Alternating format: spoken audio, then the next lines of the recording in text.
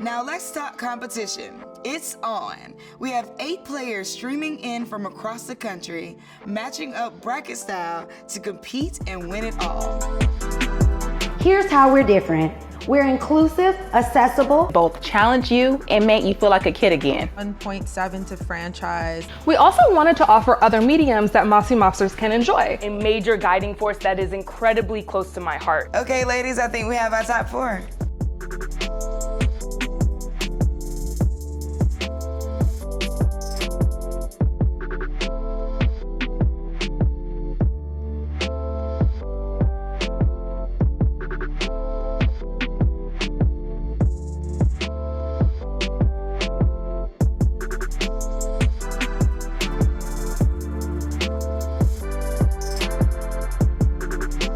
Welcome back to the Black Girl Ventures Nike Pitch Competition Tournament. We're in the semifinals now, and if you thought round 1 was heated, we're about to turn things up. Did you hear that? It's time for round 2. Kayla Castaneda, the founder of Agua Bonita. Miracle alums, founder of Mossy Mob. Iffy Opie, founder of The Fit In. Jasmine Mayetta, the founder of Round 21. Welcome to round 2, Kayla. Tell us how you're gonna grow this business. Well, the beginning of Agua Bonita is a true underdog story, and one of taking tough circumstances like losing our jobs and a worldwide pandemic and turning it into a winning situation. In our case, launching a heritage brand of healthy drinks. But it really is just the start of the story for us. Agua Bonita was created not only to be great tasting and healthy, but also to be accessible. A crucial aspect to achieving that is our direct-to-consumer model. You can grab it straight from our website. And our online presence is steadily growing, with Amazon launching next month to be available for consumers nationwide. This means that if you can't yet find us at your local retailer, or online pandemic grocery shopping is the safest route for you, Agua Bonita is there. And while expanding our online presence will help you access our drinks, we're focused on expanding our retail presence, so anyone, anywhere can grab us at your local grocery store. We're available now in boutique retailers in San Diego and Texas that focus on health or craft options.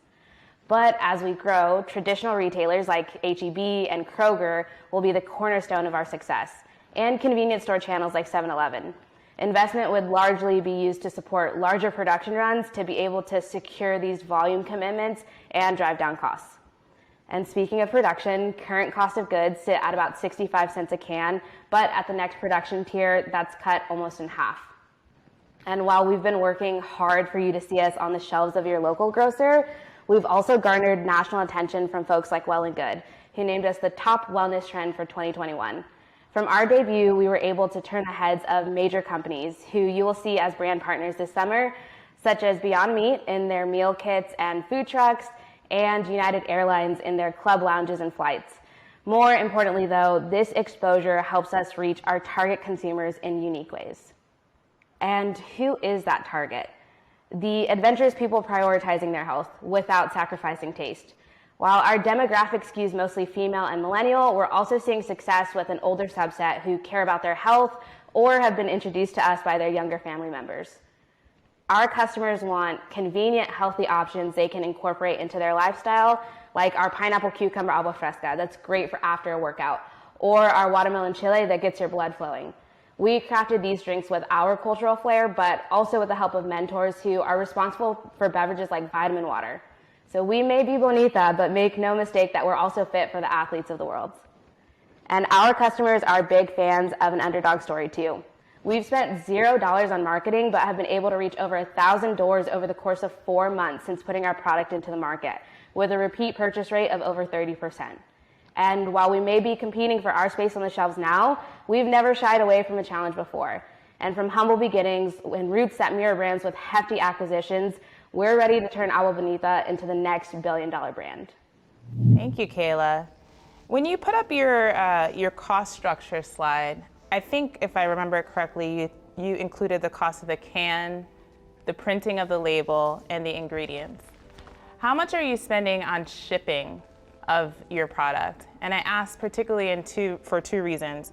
One, I know you want to get Agua Bonita into the hand of consumers, and you're thinking of expanding through Amazon. What comes to mind to me are big, heavy boxes, significant shipping costs, environmental impact. And I wonder if you've considered any alternative ways to even present your product. As an example, a concentrated fruit mixture that could be mixed in at home or on the go to a sparkling water to reduce some of that shipping expense or maybe even the packaging expense. Yeah, I have. A couple of things. Our packaging, especially our packaging at scale, is the thing that gets cut the most. So that's going to be a big improvement to help us negate those shipping costs. But in a couple of years, we would love to have like a powder option or a concentrate option, because it would also allow us to rescue more produce. So these are definitely things that we're thinking about. And also, like, on the point of presentation and like waste when it comes to boxes, we've also have a 4-ring system for like a 4-pack, similar to how you would see a beer presented, to be able to take away the boxes and really showcase our cans, but also mitigate waste. I love that. So you talked about partnering with brands. I think you said United, it was going to be in their lounge. What's that breakdown look like when you partner with them? What percentage do they give? What percentage do you keep? Yeah, so we are very excited about the United brand partnership, because it actually is costing us nothing to participate. They're just very interested in us, but as that breakdown, we will recoup about 70% of the profit from that, and then they will have 30%. But we also see it as a really good marketing opportunity, because I think we'll see a lot of people going back to airlines and traveling, seeing loved ones, and it's a unique way for us to get in front of people that we may not have been able to before in other markets. I just want to say I wish I had some, because the way you express it makes it sound really refreshing. It is. That pineapple cucumber after a workout. Right, we're just like, what does it taste like? How many flavors do you have? What's your best-selling flavor? And then how do you look at like what it means to, because you mentioned launching new flavors, but you're still fairly early in your journey, and I'm always a little bit worried about like people trying to launch like different versions of what they have before they like are completely knocking it out the box where they already have. So like, and because that may affect your profits a little bit. So what does that look like? How many flavors do you have? And you're about to launch more. What indicates that you should launch more? Like, what's happening with that?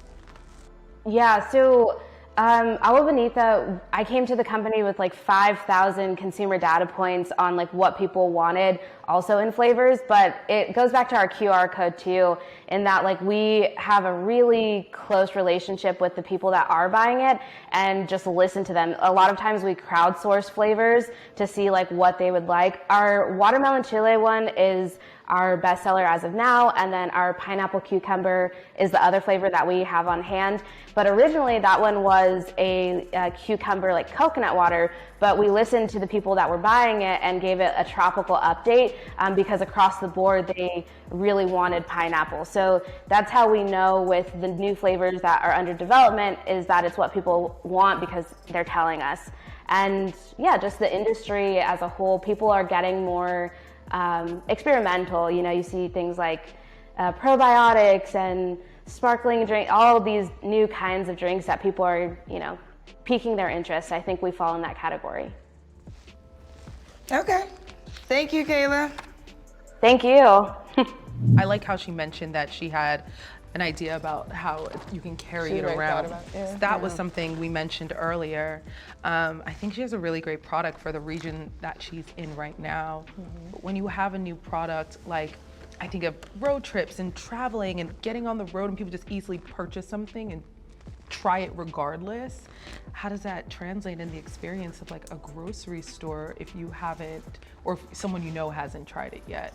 And she has no marketing, she said, so it's like, yeah, I think they answered the question though that we were asking before last time, because remember we were like, if you're with Coke and you're with Pepsi, why aren't you in this? She hit us with the marketing thing and she's like, yeah, we're at United, we're at 7-Eleven, we're at Kroger. So I think for all of her network, like looks like she's tapped into everything. Every question that we had from the first one, she tapped in on the second one. Thought about it. She certainly thought it through. It's just You know, I think what you're getting at is how broadly can her market expand? Yeah. You know, she's starting in the right cities where there's already almost like a personal historic knowledge of Agua Fresca. But as she expands throughout the U.S., how many people will be familiar without the investment in marketing, as an example? I think so. I think and that's why I'm curious about like places where she just asserts herself. The United is a big deal because Yeah. that's how I get. Think about the airplane snacks. That's when you get introduced to Is it for everything. the lounge or is right. it only for Either for the- way, it's free. yeah. So like, Yeah. you know what I mean? If it's free, it's for me. Everybody says that. So it's like, Right. if you see it sitting there, there's no risk. I see a drink, that's right. Agua Bonita. I'm like, what is this? Pineapple cucumber? Let me see. You know, like she has that luxury of they're gonna buy it and now it's free for the consumer. Yeah. Yeah, no, I think agree. that's right. I mean, she's one of the more solid people we have. You know, like she's just solid. Yeah. You know, like from the She first, answered it like, from the first pitch to the second pitch, just consistent. Like has a vision, has a plan, seems to have a production together, seems to have her scale. Like she's just solid in her numbers and everything. Focus not only on the brand, but the execution, and the plan to scale. Yeah, for sure. Welcome to round 2, Jasmine. Tell us how you're gonna grow this company. Round 21 exists to empower self-expression in sports. And sports has always been about more than championships. And that was the original insight behind the consumer we call the standout and who Round 21 is built for. The standout is someone we all know. You know, the one who stands behind their friends and stands up for their friends, who somehow always knows first, who absolutely adds some flair to their everyday, and who lives in their own voice as fearlessly as the icons in sport and lifestyle that they look up to. And so our marketing plan, very simply but very powerfully, is designed to empower the voice of this athlete, this sports style consumer, this standout, where they play, how they buy, and certainly how they discover new things. And our artist advantage allows us to play in 3 massive industries: digital sports, physical products designed for play, and the emerging space of digital NFTs. Talking about empowering people where they play, Round 21 has physical products and digital products that we bring to life through product seeding, content creation, and surprise and delight moments. We have the interest and momentum to drive the digital identity for athletes where they're spending time in digital worlds. And as we build scale, where we buy and show up for consumers in distribution is what we call direct to community. Leveraging round21.com, we will show up in strategic distribution across an authentication segmentation as well as democratization segmentation of distribution. And how Round 21 empowers how these consumers discover new products. Well, when Zion Williamson launches an NFT with Slam Magazine, our consumer has questions, which brings us to an event we're creating just in a few short weeks to help them discover the power of this emerging space. Come the Tokyo Games, we're going to be empowering storytelling with one of our artists around the artists and athletes that bring so much power and spirit to what the Olympics represents. Come the back half of the year, through our strategic licenses with the NFLPA and NBA Lab, we have products dropping, stories being told, and experiences on the ground with the world opening back up post-COVID. And we're already building for a December event we're calling Sport Basel on the back of Art Basel, as well as interest in the Super Bowl presentation come LA 2022. All of this marketing surrounds our consumer with a cohesive ecosystem for them to participate and play with Round 21 and self-expression wherever they want to. Our $2 million raise is designed to fuel our growth and build the infrastructure for us to scale. And that will be brought to life through the products, the engagement, the moments, and our distribution in a very unique and powerful way. Giving the consumer a sense of who they are is also what they play with. Thank you. This is incredible. I was very interested to see that you already have established partnerships in the wings that you guys are integrated in come, when outside it's fully open. What type of presence is already established for those events that you mentioned? You can just give like an example. Yeah, so come kickoff for the NFL season, we won the startup pitch competition with the NFLPA. And so bringing to life the narrative of athletes wanting to say something about this new season on a physical football coupled with digital creative storytelling that potentially will also be digital goods, is one way to have scale in the digital world, but also have kind of an icon for this new season called 2021-22. That physical product would be available at some of the key major points within the kind of preseason to kickoff time period. And then we're already in discussions about Super Bowl, where it happens to be in LA that has a vibrant creative culture where we can pull the idea of athletes having a point of view and a voice all the way through the season. As you begin to scale, how important is the Round 21 brand as it compares to the individual brand integrity and authenticity that the partners, your artists bring? And how do you, I mean, you talked a bit about how you control the messaging and what the artists bring to bear, but how do you maintain Round 21 as the nexus, as the center, and the brand strength as you continue to scale? It's a great question. So the intellectual property Round 21 has is in both our form factor of our physical goods, but also the intentionality around empowering artists behind the work.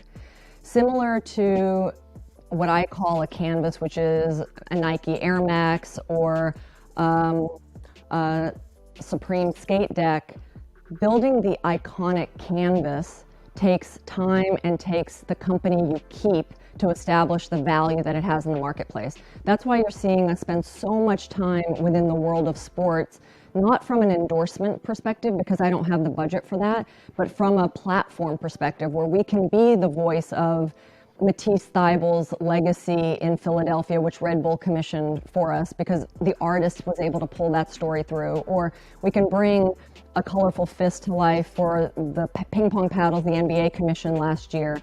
That company we're keeping is starting to create a sense of brand based on our values, and people are seeing that and appreciating it. And we're positioning our price points at a premium level as well.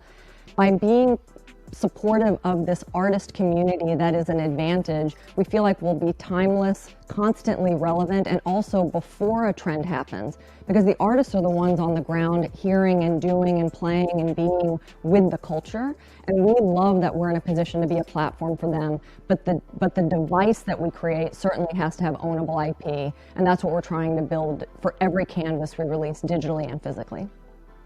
Jasmine, I hear you talking a lot about community, a lot about artists, and I mean, I get that, and I think that's awesome, but I want to talk about the money. And you know, not necessarily that you had to have, you launched and you're out there and you're doing your thing. I want to know, like, $2 million goes in. Where does the money come from? So right now, we literally only have mini hoops and ping pong paddles. I haven't even launched full-size inflatable basketballs and soccer, which are both coming this summer, fall. We just have been having active conversations with the US's largest wholesaler. So from a physical good perspective, I truly believe we need scale through strategic distribution, which we're working on for sure. That will help us get credibility within kind of the sports performance consumer who will be an authenticator.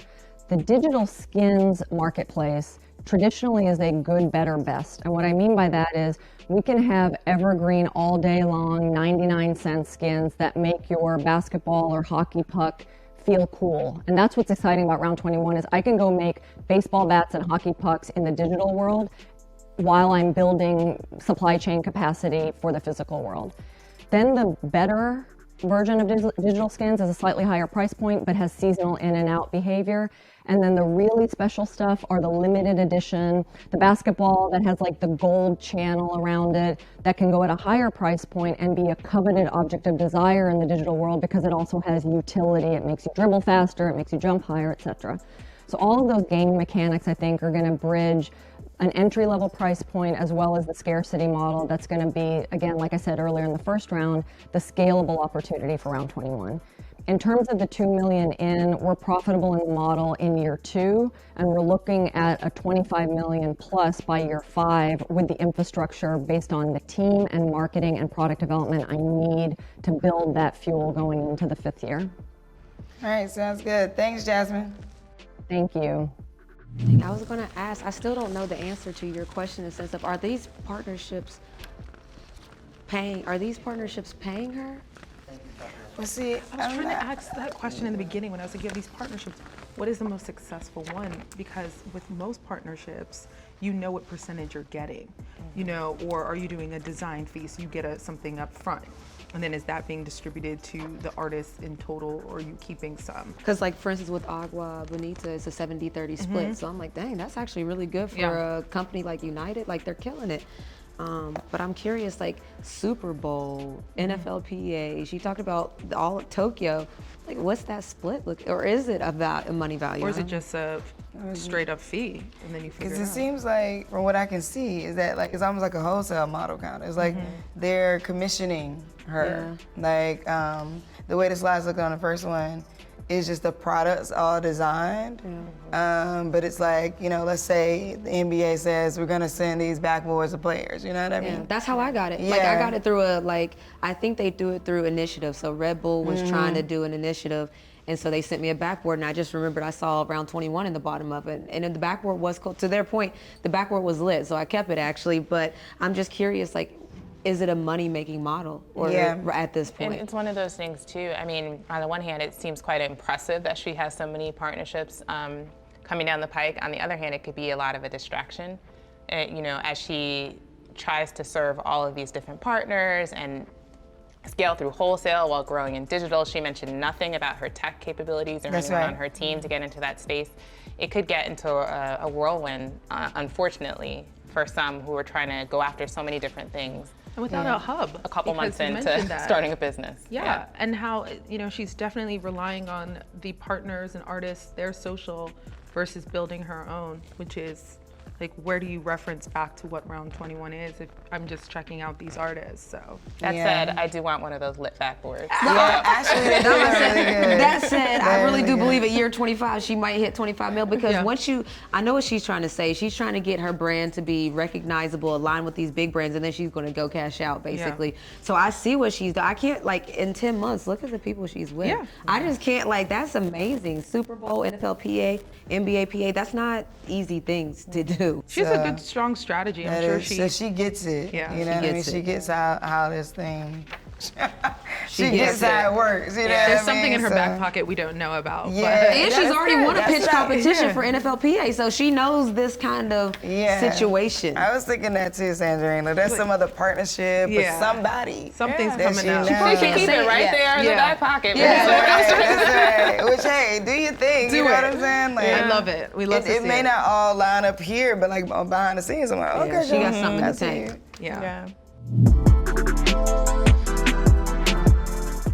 Welcome to round 2, Miracle. Tell us how you're gonna grow this company. Thank you so much, Shelly. And hey, Mossy Mobsters, it's so good to see you again. Now, I know you're thinking, the Mossy Mob is incredible. And you're right. But of course, how do they plan to scale? No worry, I've got you. Let's dive into our secret sauce. But first, let's revisit our market opportunity for global expansion.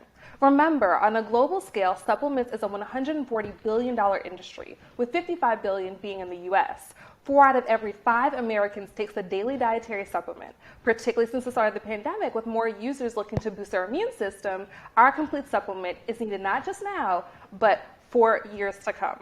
So we plan to hone in on 11.14 billion of that market. But how? Smile with me right quick. You might remember our 6 pillars on the roadmap to scaling. Our first focus is going to be on 360 marketing to effectively reach Mossy Mobsters at all points of contact. Through paid, owned, and earned media, email campaigns, or strategizing to get in front of mobsters wherever there are. We're focused on creating an authentic end-to-end customer experience through brand experience, education, nurturing, and engagement. Mobsters don't just want the excellent products, they want a full experience that educates, nurtures, and engages with them. Through robust email and social campaigns, we can do just that. We certainly have several advantages working on our side. We have a variety of high-quality products that ship directly to mobsters with excellent customer service. We're also the first to our global market. We are trendsetters paving the way. But first, who are we marketing to? Right now, our most attainable market is the health connoisseur, with 82% of our customers falling into that sweet spot. Let's meet Regina. Regina is a 31-year-old Georgia peach that is the founder of a tech startup. She's curious, thoughtful, and direct. She's that person you go to when you need someone to give it to you straight. She needs trustworthy health products that fit into her lifestyle, She values amazing customer service, and she really wants to see results from the products that she invests in while also buying into a brand that sticks by their mission and their vision. Miss Georgia Peach only takes us $3 to convert into a customer, but she spends $102. We can 3x that with investment if we spend $9 on her. We want to reach more Reginas. Let's continue that conversation on how. We have so much more in store for expansion. We will be expanding our product line by 3 new products, in addition to venturing to our own storefront. But with growth comes strategy. We want to create a more elevated experience through CPG and brand recognition. And right now we're in 1 local health food store with 3 in the works. We have a goal to be in 20 stores by the end of the year. And by being in 20 stores, we have a projected growth in product sales and will push revenue up by $168,000. We also plan to increase our sales from $137,000 our first year to $685,000 with a 5% projected increase. We want to create and nurture a funnel to keep loyal customers engaged. We're going to be investing in influencer marketing so we can target those Reginas of the world. We want to continue to dig deeper into our health connoisseur audience and hyper-focus on that target market. And with me as a holistic health CEO, we want to leverage my expertise and my background so we can create some influence within. We also will be developing a comprehensive paid social strategy to drive sales based upon data around our product sales. We have big goals, but most importantly, they're 100% attainable. Join the mob, let's be the first, let's do it right, and let's do it together. Converted. I saw that feel come through, sis. I have a quick question. I think you might have checked off that box because I love the idea of a Regina. I love the idea that she is someone that, you know, is a millennial that can grow with you, but also influence her network, older than her and younger than her.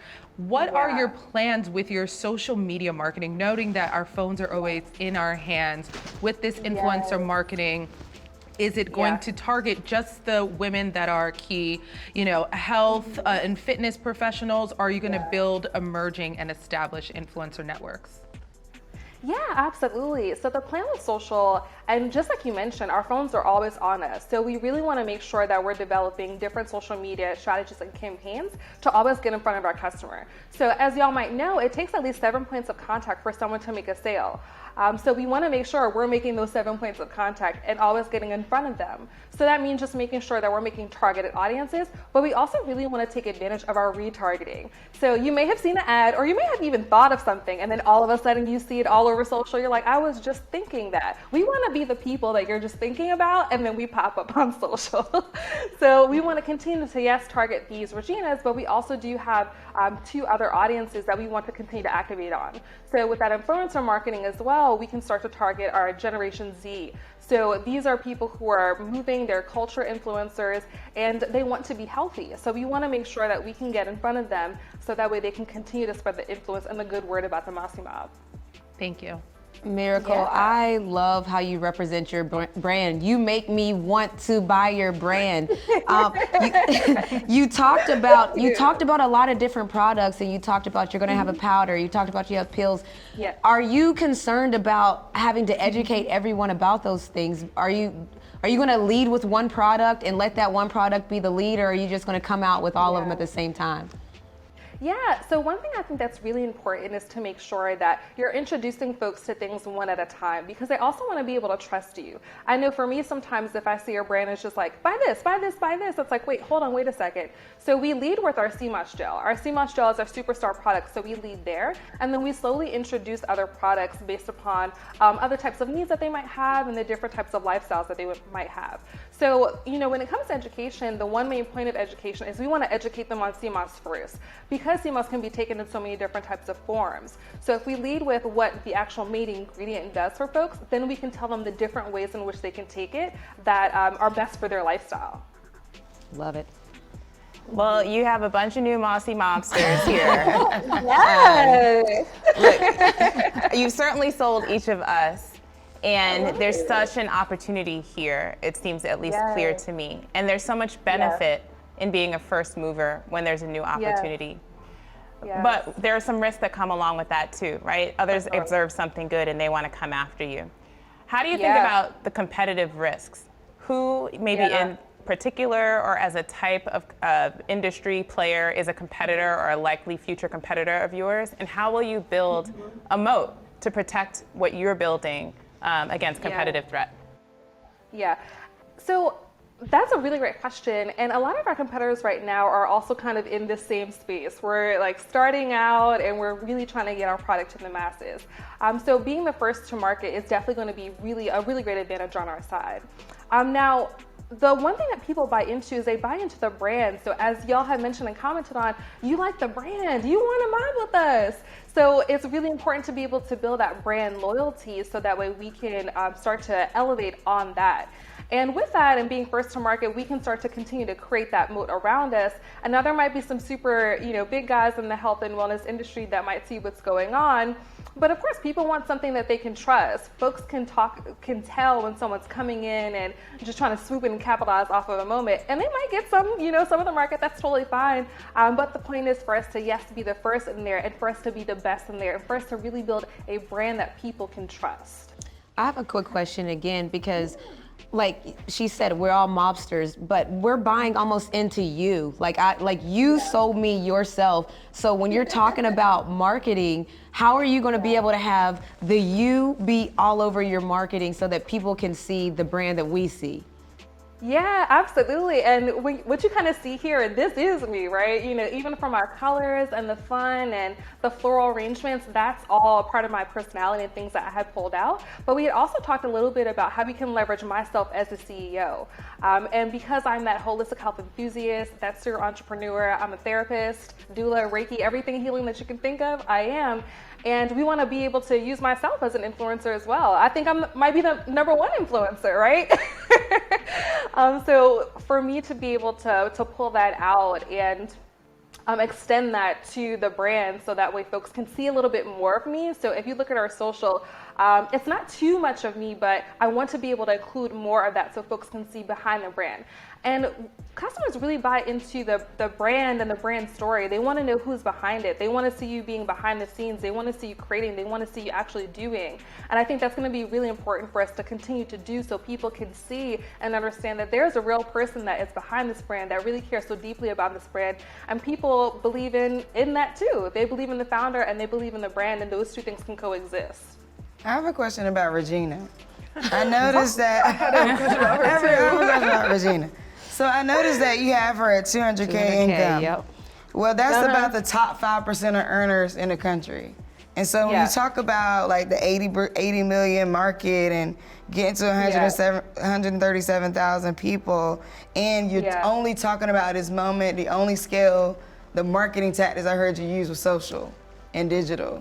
Yeah. So I'm wondering like where, because those 200K earners live in certain places in the country. So my first question is, where are you planning on marketing to? My other question would be, what other marketing channels? Because also like saying that influencer marketing is really risky right now, honestly, like you're the influencer. And so I'm not so sure this brand can exist without you. And so I want to know that you're building a real company and not just like a nice thing that if you pop out, everybody buys, and then when you're not there, nobody does. So my first question is, where is Regina living, such that you're going to target her? And like, what other ways outside of social media are you thinking about scaling this company? Yeah, absolutely. So we have 3 main cities that our folks are buying from, and that is from New York, that is from Atlanta, and from California. So those are places where a lot of high earners are also concentrated. If you know anything about Atlanta, Atlanta is definitely the area of entrepreneurs. Shouts to Atlanta. Yes, I'm actually a Peach now as well, so I'm right here with Regina. So our 3 main cities, and those are definitely areas where high earners for sure are located. But that's what we also want to tap into. Like, this is our sweet spot audience, but we also do want to tap into the other 2 as well, the experimenter and the undiscoverable. So they may be at different price points for sure, and I think that's why it's also really helpful for us to be able to expand our products so that way they can appeal to other audiences as well. But we do position ourselves as a premium brand, so that is a part of the experience as well. And you also asked about the other types of ways in which we want to be able to connect with our folks. And that's important. We want to, yes, pull this outside of social. And one of the things that we are working towards is to be able to create a storefront. So with that storefront, yes, that is going to be in one particular location, but we would love to be able to have our stores in different cities and particular cities that we're seeing now that our customer base is coming from, so they can come and have an in-person experience. Before I get into the storefront, I really do like the idea of being able to do something similar to a food truck.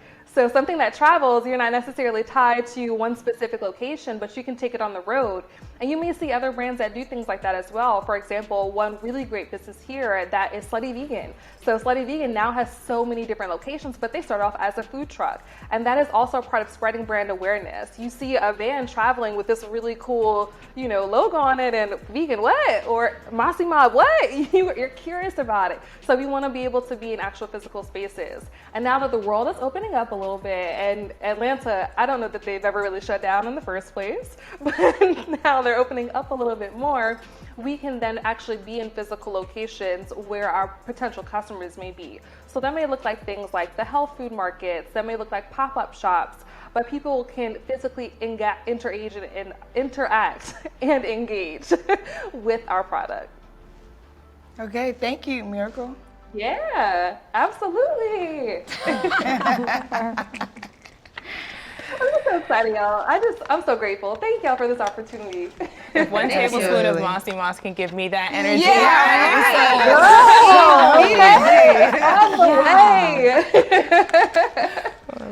Come be a Regina, okay? Regina name, correct me up. Right. I'll start calling you Regina for short. Yes.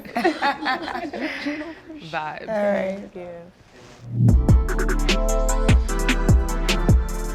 Welcome to round 2, Iffy. Tell us how you're going to grow this business. Accessibility is our focus for not just our studio clients, but also our instructors.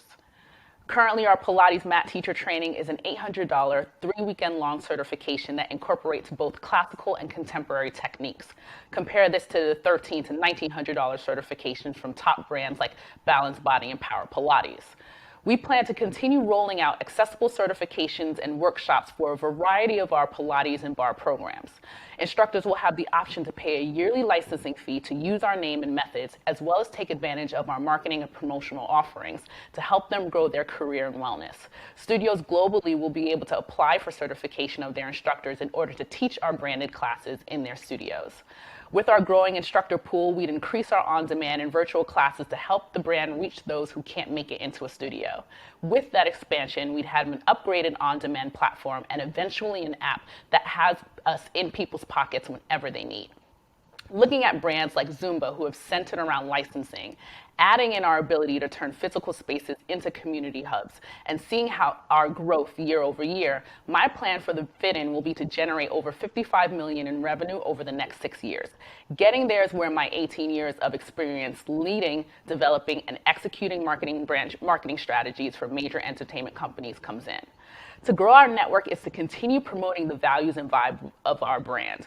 The Fit-In's now over 2,500 clients and 7,000 social media followers has consistently waitlisted our classes and spread the word to their friends and family about their Fit-In experience. They are our support and our evangelists. They trust us with their health, and they believe in us in our mission of filling the gaps in health equity. They are our first stop when looking to create new instructors and spreading the brand. Social media is heavily used by our target audience, and wellness is one of the biggest categories on the platform. It's how many found the Fit-In. The creative is 80% of the performance.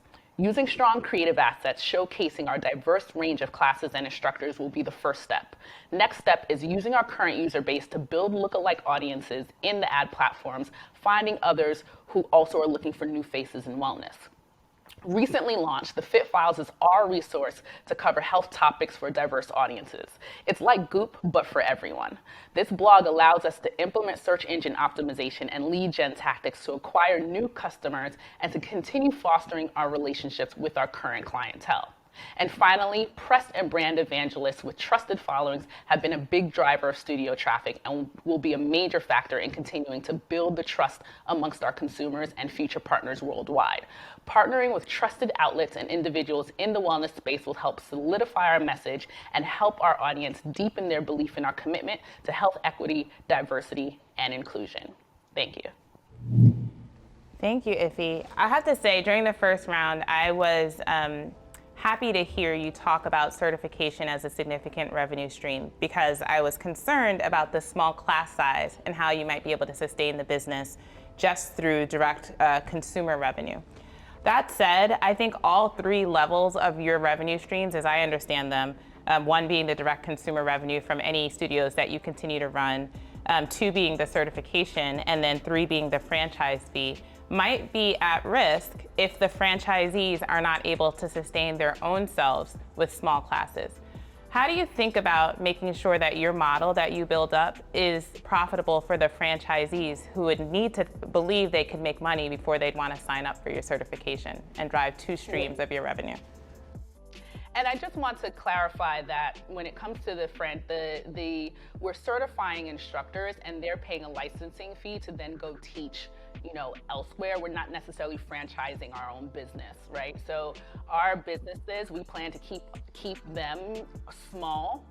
So that's why we only have about 5 planned to open, or 5 additional cities to open over the next 6 years, because we plan to have 100% ownership over those smaller hubs, whereas instructors can then go, teach in other studios. They can create their own experience, so they can go into, even church basements and be able to teach in those areas, or in those places as well.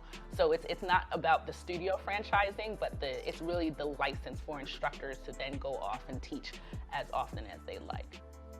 So you talked about there's a huge upside for the certification, but the classes being at the small sizes you have, 4, 8, 12 at times, how do you blow this thing up? So how do you get the fit in to blow up and be a major brand with the sizes? Because even if you expand to 5 cities and you still retain 100% ownership, how do you scale it?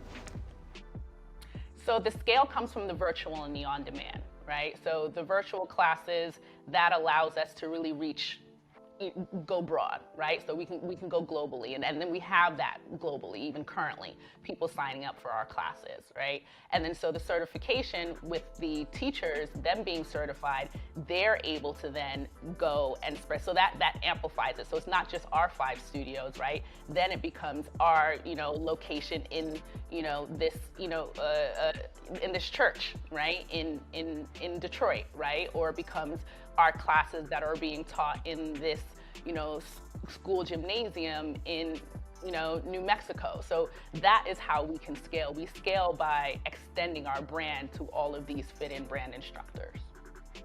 Thanks, Iffy. Thank you so much. Woo! Y'all ready for this?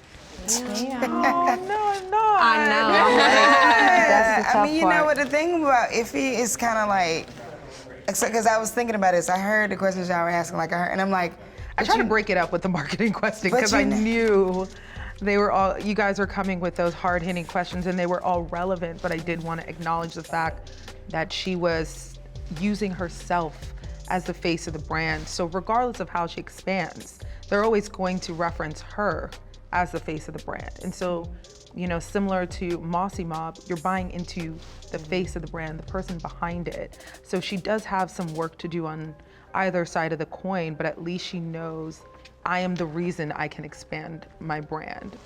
I think, though, it could be interesting for her to go higher with her price point. So I think for the 3 to 4 people classes, charge them higher. And then have a larger outdoor Because it's class. Exclusive at that point. That's right. And she's getting More like the one-on-one people. training. That's right. She's getting the people, according to what I've heard and what, where it's she's getting the people that can afford to likely pay higher, and then to provide that other service to people outside. I wonder, I just kept thinking, why? Why stay small? That's I was gonna ask it because I just, if you have something that works, what's the difference between a 12 class than a 16 class? And maybe she knows it might not feel as intimate, but I don't care if she goes to 25 cities. If you're only doing 4 people in classes, and I think then it's like private training. And she kept saying accessibility. She has this huge goal around accessibility, creating these studios and communities where they don't exist, making health accessible to people with all different body types. But if you limit it to 4 people, or at max 12 people at a time, there's something about the conflict between exclusivity and accessibility. And there are people in these neighborhoods who can afford it, who can afford a $100, $150 private class or session because they're doing it. They're doing it at various gyms neighboring. So, and I also think she had Fit Fouls. I feel like she could almost create a community. I don't know if y'all know, but like the mommy community, where that's a real community. Like there could be a lot of people that might even pay to just be a part of a community where you go and vent about, it could turn into at work, I'm the only minority at work and this happens, I don't fit in. The fit in, there could be all kinds of different fit-ins where you don't fit in. So I feel like she has something there that she's not even tapping into yet, because there's a lot of places we don't fit in. You know, like natural hair. You know, like there's different things. Different we don't. ways. Yeah, there's a big brand there she's working with. So we got first place is $30K in cash and $30K in marketing support. Second place gets $10K and third place gets $5K, all right? When we got the Mossy Mob, we got the Fit In, we got Agua Bonita, and we got Round 21. So what are we doing?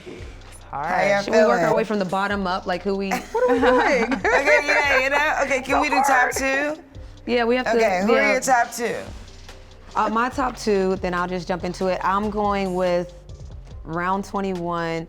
Honestly, the Fit In jump up high on me just because I love the body positivity, but I'm going with Round 21 and Mossy Mob or Agua Bonita. That's what I'm saying. Look at my paper.